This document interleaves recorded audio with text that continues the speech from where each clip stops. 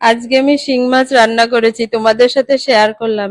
শিং মাছটাকে কেটে ধুয়ে নিয়েছি, এবার মাছটাকে ভেজে নিয়েছি। ভেজে তেলের উপর জিরে দিয়েছি। জিরেটা ভাজা হয়ে গেলে এবার আদা জিরে ধনে বাটা মশলা দিয়ে দিলাম।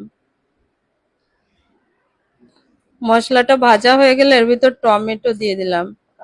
টমেটোটা দিয়ে একটু ভেজে নেব।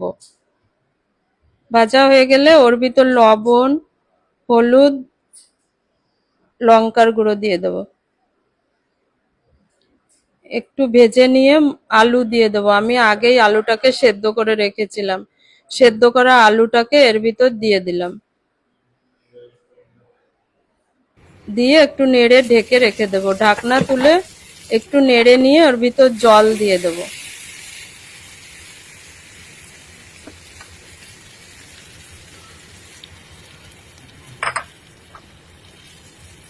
জল দিয়ে একটু ঢেকে রেখে দেব। ঢাকনা তুলে এর ভিতর ভাজা মাছটা দিয়ে দেব। আর একটু কাঁচা লঙ্কা দিয়ে দেব। কাঁচা লঙ্কা দিয়ে আবার ঢেকে রেখে দেব। ঢাকনা তুলে নামিয়ে নেব।